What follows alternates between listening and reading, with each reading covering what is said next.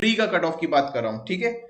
अब यहाँ पर देखिए चीज समझने वाली बात क्या है। देखिए अभी से जो होता आ रहा है, जो हम देखें तो जो स्किल टेस्ट होता था, जब भी आपका एसएससी स्टेनोग्राफर का प्री जब एग्जाम हो जाता था, तो स्किल टेस्ट के लिए आपको 6 मंथ मिलते थे।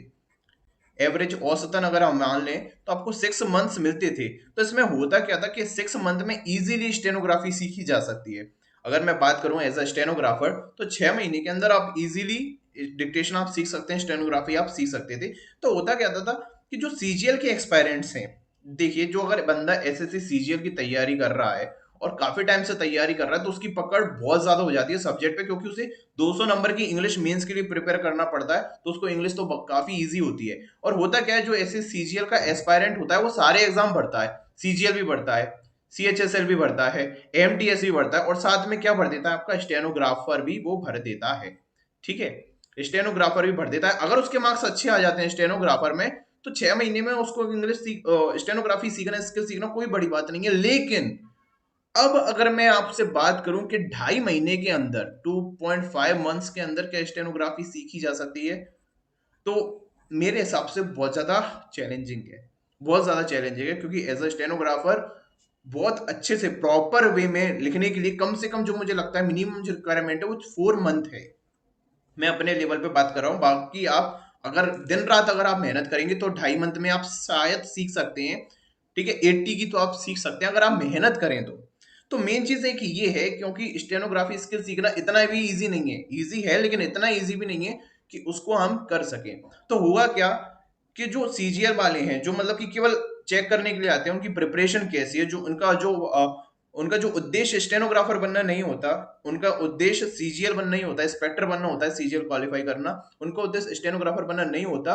तो वो लोग इसको हटा देंगे, क्योंकि वो 2.5 महीने में उनको नहीं लगेगा कि वो स्टेनोग्राफी की स्किल करें।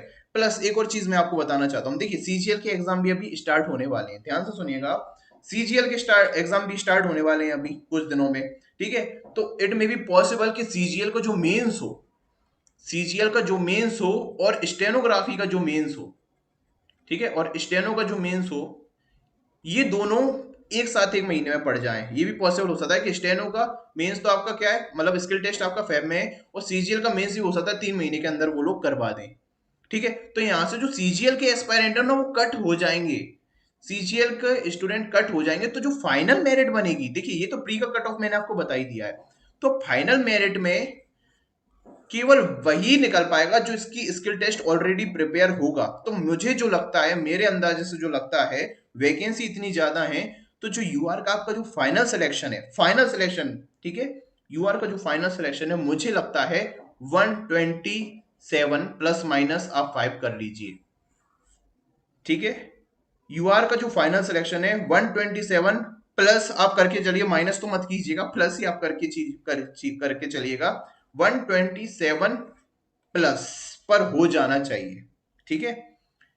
सिंपल सी बात है, क्योंकि जो एस्पायरेंट है, आपने देखा होगा कि सीजीएल के काफी एस्पायरेंट आते हैं, हो सकता है हमें सिर्फ काफी लोग सीजीएल के एस्पायरेंट हो, वो आते हैं, कट ऑफ बढ़ा जाते हैं, और 6 महीने सफिशियंट होते हैं तो इसके टेस्ट भी सीख लेते हैं और जॉब ले लेते हैं। मैंने काफी लोगों को देखा हुआ है। लेकिन यहाँ पर अब चैलेंजिंग चीजें हो सकती हैं, 2.5 महीने में शॉर्ट एंड करना थोड़ा मुश्किल हो जाता है, ठीक है, ये चीज है। तो यहां पर चीजें कट जाएंगी, इसलिए अब ज्यादा डिफरेंस नहीं आ सकता। आप समझ रहे हो चीज को, फाइनल कट ऑफ में ज्यादा डिफरेंस नहीं हो सकता।